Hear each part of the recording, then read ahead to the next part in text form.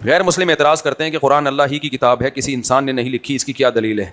یہ تو قرآن نے خود دلائل دی ہیں کہ یہ اللہ کی کتاب ہے, انسان کی اس کا رائٹر نہیں ہے. ہاں جبریل نے جب نبی کریم صلی اللہ علیہ وسلم پہ نازل کی, جبریل علیہ السلام نے, تو نبی نے پھر کاتبوں سے لکھوایا اس کو, لیکن یہ کلام کس کا ہے؟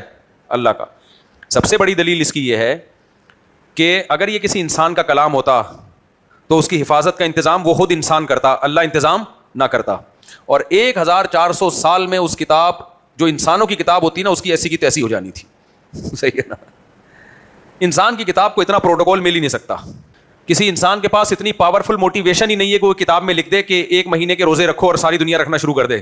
یہ پاور موٹیویشن صرف اللہ کے پاس ہے. تو جس قوم پہ نازل ہوئی نا, اس قوم نے گواہی دی کہ یہ انسانوں کا کلام نہیں ہے, تبھی اس نے اس قرآن کی اس کی پر عمل کرنا شروع کیا, اس کی حفاظت کی, دل و جان سے پوری دنیا میں پھیلایا, اور 1400 سال کے بعد ایک حرف میں بھی تبدیلی نہیں آئی ہے.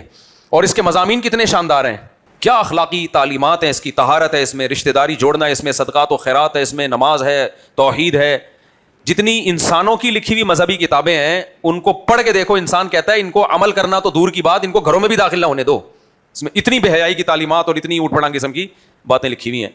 تو قرآن کی تعلیمات خود بتاتی ہیں بھائی یہ انسانوں کا کلام ہو ہی نہیں سکتا, ورنہ اس کو اتنا پروٹوکول ملتا نہیں. اللہ نے کہہ دیا تھا میں حفاظت کر کے دکھاؤں گا, کر کے دکھا دی اللہ نے.